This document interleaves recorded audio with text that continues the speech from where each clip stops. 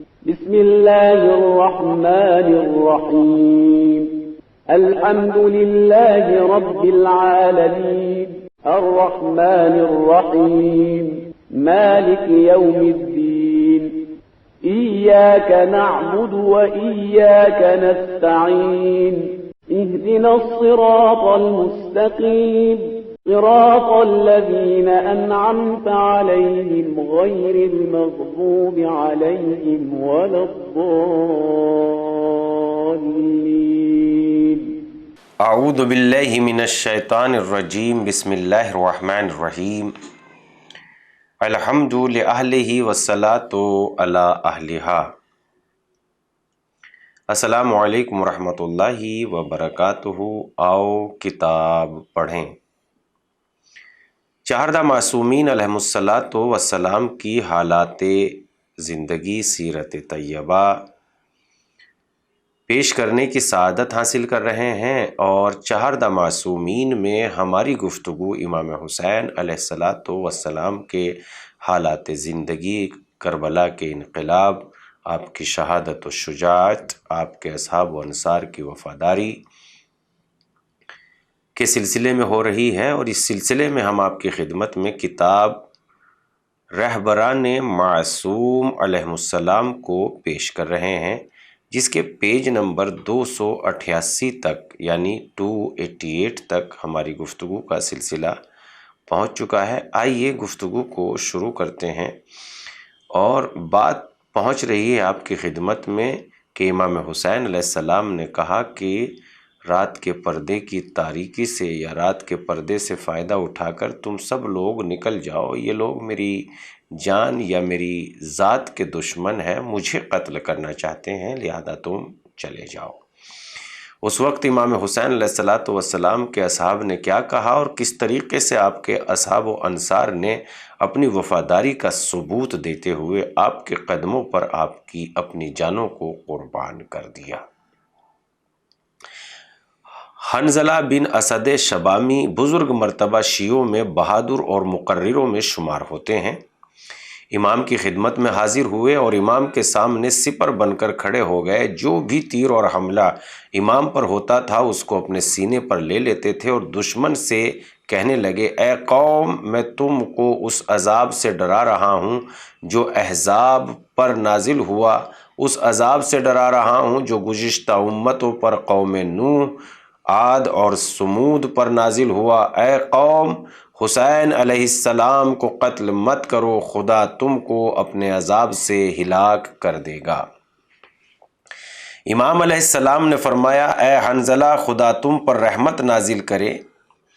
جس وقت تم نے ان لوگوں کو حق کی دعوت دی، ان لوگوں نے تم کو اور تمہارے ساتھیوں کو برا بھلا کہا، اسی وقت یہ عذاب الہی کے مستحق ہو گئے، اور اب جب کہ ان کے ہاتھ تمہارے پرہیزگار ساتھیوں کے خون سے رنگین ہیں، تو کیوں کر عذاب خداوندی کے مستحق نہ ہوں گے۔ حنظلہ نے عرض کی، مولا، آپ نے درست فرمایا، میں اپنے پروردگار کی بارگاہ میں نہ جاؤں اور اپنے بھائیوں سے جا کر نہ ملوں؟ امام نے فرمایا، جلدی کرو، خدا نے تمہارے لیے جو چیزیں آمادہ کی ہیں وہ دنیا اور اس میں موجود تمام چیزوں سے بہتر ہے۔ اس بادشاہت کی طرف جلدی کرو جو فنا ہونے والی نہیں ہے۔ حنظلہ نے امام حسین علیہ السلام سے رخصت ہوتے ہوئے عرض کیا، اے ابا عبداللہ، آپ پر اور آپ کے خاندان پر اللہ کا درود و سلام، خداوند عالم ہمیں اور آپ کو جنت میں ایک دوسرے کا ہم نشیں قرار دے۔ امام نے فرمایا، آمین۔ حنظلہ دشمن کی فوج پر ٹوٹ پڑے، بڑی دلیری سے جنگ کی اور جان خدا کی بارگاہ میں نذر کر دی۔ شوذب اور عابس کی شہادت۔ شوذب عابس بن ابی شبیب شاکری کے قبیلے سے وابستہ تھے، بزرگ مرتبہ شیعوں میں سے تھے، حافظ اور راوی حدیث تھے، بڑے باعظمت تھے۔ آپ کی مجلس اور محفل میں شیعہ حاضر ہوتے تھے، حدیث سنتے اور سیکھتے تھے۔ اس وقت شوذب عابس کے ساتھ کربلا میں امام کی خدمت میں حاضر تھے۔ عابس نے ان سے کہا کہ اے شوذب، آج تمہارا کیا ارادہ ہے، تمہاری نیت کیا ہے، تو آج کیا کرنا چاہتے ہو؟ جواب دیا تم بتاؤ کیا ارادہ کر سکتا ہوں؟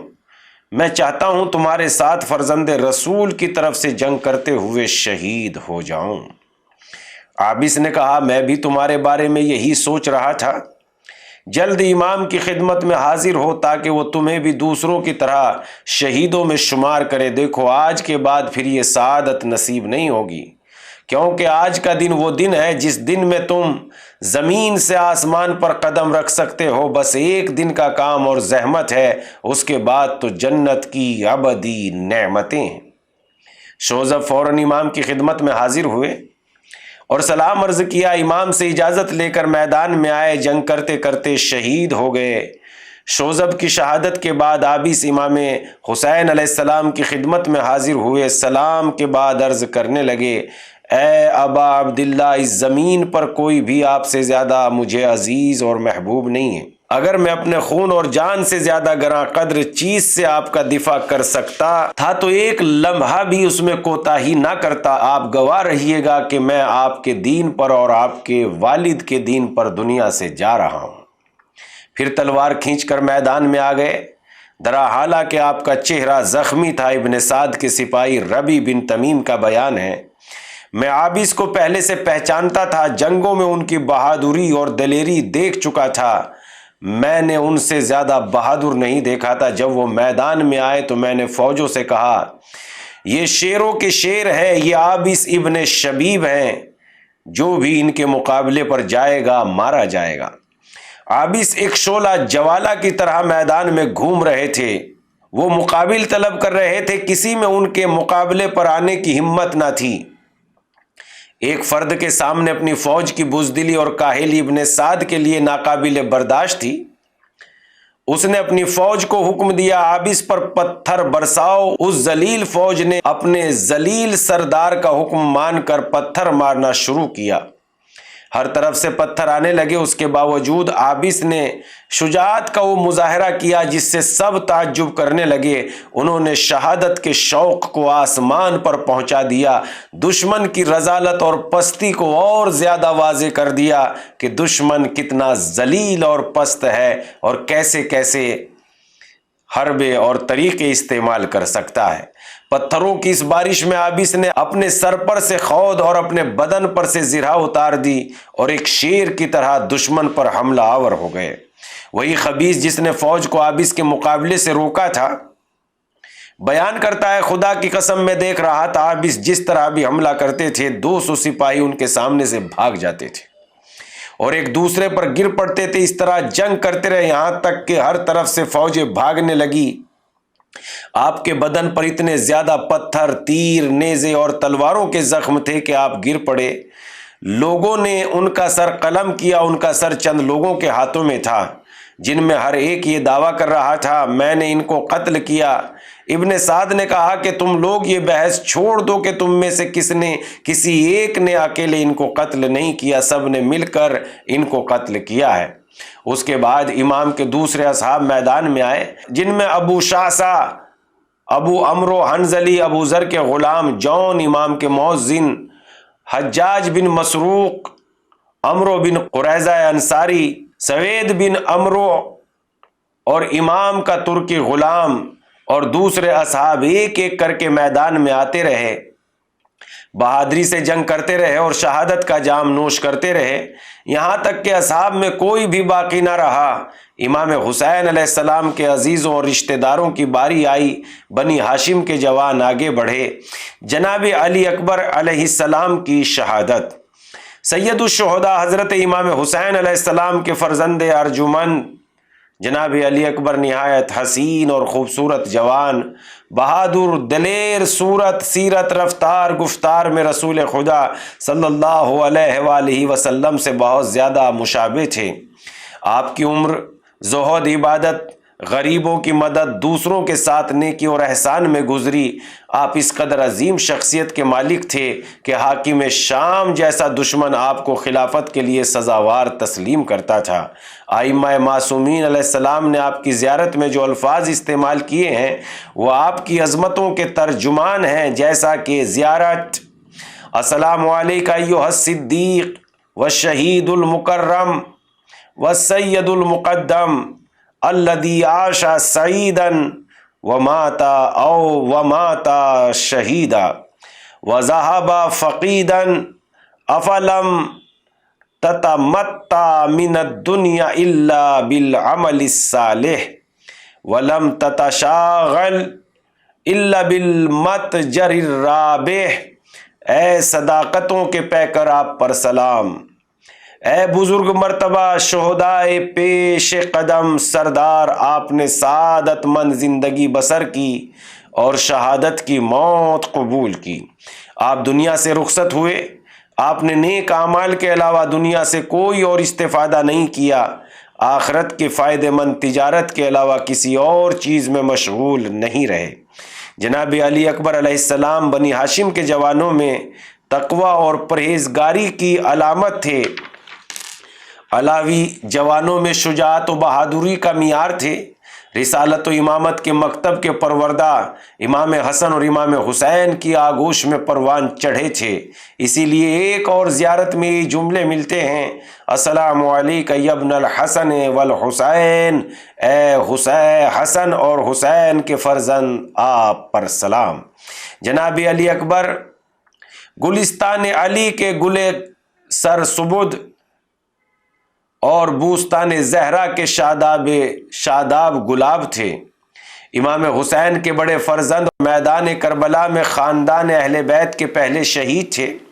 جب امام حسین علیہ السلام کی خدمت میں جنگ کی اجازت سے حاضر ہوئے تو باپ نے درد بھری نظروں سے بیٹے کو دیکھا، محبت کے آنسو آنکھوں سے روا ہوئے، سر کو آسمان کی طرف بلند کیا، ہاتھوں کو خدا کی بارگاہ میں پھیلا کر عرض کیا، خدایا تو ان لوگوں پر گواہ رہنا، ان کے مقابلے کو وہ جوان جا رہا ہے جو صورت و کردار و رفتار و گفتار میں تیرے رسول سے سب سے زیادہ مشابہ تھا۔ ہم جب بھی تیرے رسول صلی اللہ علیہ وآلہ وسلم کی زیارت کے مشتاق ہوتے تھے تو اس جوان کو دیکھ لیتے تھے، خدایا زمین کی برکتوں کو ان سے سلب کر لے، ان میں تفرقہ ڈال دے، ان کو پراگندہ کر دے، خدایا رہبروں کو کبھی بھی ان سے راضی و خوشنودی نہ فرما۔ ان لوگوں نے ہمیں دعوت دی کہ ہماری نصرت و مدد کریں، اور جب ہم نے ان کی دعوت قبول کر لی، ان لوگوں نے ہم سے دشمنی اور تلوار کھینچ کر ہمارے مقابلے پر آ گئے۔ اس کے بعد امام حسین علیہ السلام نے ابن سعد کو مخاطب کر کے فرمایا، تو مجھ سے کیا چاہتا ہے؟ خدا تیری نسل کو ختم کرے اور اس میں برکت نہ دے، میرے بعد تجھ پر ایسے شخص کو مسلط کرے جو بستر پر تجھے قتل کرے، جس طرح تو نے حضرت رسول خدا صلی اللہ علیہ وآلہ وسلم سے میری قرابت اور فرزندی کا لحاظ نہیں کیا۔ اس کے بعد بلند آواز میں آیت کی تلاوت فرمائی، ان اللہ اصطفیٰ آدم و نوحا وآل ابراہیم وآل عمران علی العالمین ذریۃ بعضها من بعض واللہ سمیع علیم۔ یقیناً خداوند عالم نے عالمین میں آدم، نوح، آل ابراہیم و آل عمران کو منتخب کر لیا، یہ بعض ذریت بعض میں سے ہیں، اللہ سننے والا اور جاننے والا ہے۔ سورہ آل عمران آیت نمبر 33 اور 34۔ جب جناب علی اکبر علیہ السلام روشن آفتاب کی طرح میدان میں نمودار ہوئے، جمال محمد کی نوری شعاعوں سے پورا میدان منور ہو گیا۔ آپ نے ان خبیثوں پر حملہ کیا اور ایسا دلیرانہ حملہ کیا کہ لوگوں کو حضرت علی مرتضیٰ علیہ السلام یاد آ گئے۔ میدان میں اس طرح رجز خاں ہوئے، انا علی ابن الحسین ابن علی نحن و بیت اللہ اولا بالنبی اضربکم بالسیف حتی ینسنی ضرب غلام ہاشم علی علوی ولا یزال الیوم احمی عن ابی تاللہ لا یحکم فی نبن الدائی۔ میں علی ہوں، حسین بن علی کا فرزند، خانہ کعبہ کی قسم ہم پیغمبر سے سب سے زیادہ نزدیک ہے، جب تک تلوار ٹوٹ نہ جائے تم پر حملہ کرتا رہوں گا، ہاشمی اور علوی جوان کی طرح وار کروں گا، میں ہمیشہ اپنے والد کی حمایت اور دفاع کروں گا۔ خدا کی قسم میں اس بے باپ کی جس کے خبر نہ ہو ہم پر حکومت نہیں کر سکتا۔ آپ کی شمشیر آبدار دشمنوں کی صفوں کو پراگندہ کر رہی تھی۔ ابن زیاد کے خبیث سپاہی ہر طرح زمین پر ہلاک پڑے تھے۔ یہ خبیث اتنی کثرت سے ہلاک ہو رہے تھے کہ ہر طرف سے فریادیں بلند تھی۔ گھماسان کی جنگ کرنے کے بعد زخموں کی کثرت، دھوپ کی شدت، اسلحہ کی حدت نے آپ کو اتنا زیادہ پیاسا کر دیا کہ میدان سے باپ کی خدمت میں حاضر ہوئے اور عرض کرنے لگے، بابا جان، پیاس مجھے مار ڈال رہی ہے، اسلحے کی گرانی نے جان پر بنا دی، کیا مجھے ایک گھونٹ پانی مل سکتا ہے تاکہ میں دشمنوں کا جم کر مقابلہ کر سکوں؟ باپ نے محبت بھری نگاہوں سے زخمی اور پیاسے فرزند کو دیکھا اور فرمایا، نور نظر بس ذرا دیر اور صبر کرو، تم ان قریب اپنے جد رسول خدا صلی اللہ علیہ وآلہ وسلم سے ملاقات کرو گے، وہ تمہیں ایسے شربت سے سیراب کریں گے کہ پھر کبھی پیاسے نہ ہوں گے۔ جناب علی اکبر علیہ السلام خدا کی بارگاہ میں لو لگانے ملاقات رب کی تمنا لے کر میدان میں آ گئے اور دشمنوں پر حملہ کرنے لگے۔ دشمنوں کے سپاہیوں کو خزاں کی زد پتوں کی طرح زمین پر بکھیرتے رہے، جس طرف بھی رخ کرتے تھے ادھر ایک طوفان آ جاتا تھا۔ اس دوسرے حملے میں بھی آپ نے 80 دشمنوں کو ہلاک کیا۔ اسی درمیان ایک لعین نے درخت کی آڑ لے کر آپ کے سینے پر برچھی ماری، پھر کسی نے آپ کے سر پر تلوار سے وار کیا۔ چاروں طرف سے دشمنوں نے گھیر لیا، گھوڑے پر جھک گئے، ہاتھوں سے لگام چھوٹ گئی، گھوڑا جس طرف بھی آپ کو لے کر جاتا، ابن زیاد کے بے حیا اور بے رحم سپاہی آپ پر وار کرتے، زخمی اور لہو لہان بدن پر اور زخم لگاتے۔ آپ کا جسم نازنین زخموں سے ٹکڑے ٹکڑے ہو گیا۔ لعینوں نے آپ کو گھوڑے سے زمین پر گرا دیا۔ آپ نے اپنی آخری سانسوں کو جمع کیا اور اپنے بابا کو اس طرح سلام کیا، یا ابتاہ علیک منی السلام، ھذا جدی رسول اللہ یقرؤک السلام ویقول اجل القدوم الینا۔ بابا میرا سلام قبول فرمائیے، یہ میرے جد رسول خدا ہیں، آپ کو سلام کہہ رہے ہیں اور فرما رہے ہیں کہ ہمارے پاس آنے میں جلدی کرو۔ درد و غم کی تصویر بنے امام حسین علی اکبر کے سرہانے پہنچے، ان کے سر کو اپنی آغوش میں لیا، منہ پر منہ رکھ دیا اور فرمایا، خدا ان لوگوں کو ہلاک کرے جنہوں نے تم کو قتل کیا ہے۔ امام حسین کی آنکھوں سے آنسو جاری ہو گئے، فرمانے لگے، تمہارے بعد دنیا اور دنیا کی زندگی پر خاک۔ اس کے بعد بنی ہاشم کے جوانوں کو بلایا اور فرمایا، علی اکبر کے لاشے کو خیمے میں لے چلو۔ جناب علی اکبر علیہ السلام کی شہادت کے بعد خاندان اہل بیت کے ہاشمی جوان ایک ایک کر کے امام حسین کی خدمت میں حاضر ہوتے، جہاد کی اجازت لیتے، میدان میں جاتے، شجاعت کے جوہر دکھاتے، حمزہ و جعفر کی یادیں تازہ کرتے، اپنے امام وقت کی طرف سے دفاع کرتے کرتے شہادت سے ہم آغوش ہو جاتے تھے۔ جیسے عبداللہ بن مسلم بن عقیل، محمد بن مسلم بن عقیل، محمد بن عبداللہ بن جعفر طیار، عون بن محمد، عبد الرحمن بن عقیل، جعفر بن عقیل، عبداللہ الاکبر بن عقیل، محمد بن ابی سعید بن عقیل، سلام اللہ علیہم اجمعین۔ ناظرین، ہماری گفتگو پیج نمبر 303 تک پہنچ چکی ہے، لہذا وقت نے اپنے دامن کی بساط کو سمیٹ لیا ہے۔ یہیں پر ہم اپنے پروگرام کو ختم کرتے ہیں، انشاءاللہ پھر حاضر ہوں گے آپ کی خدمت میں۔ تب تک کے لیے دیکھتے رہیے آؤ کتاب پڑھیں۔ وسلام۔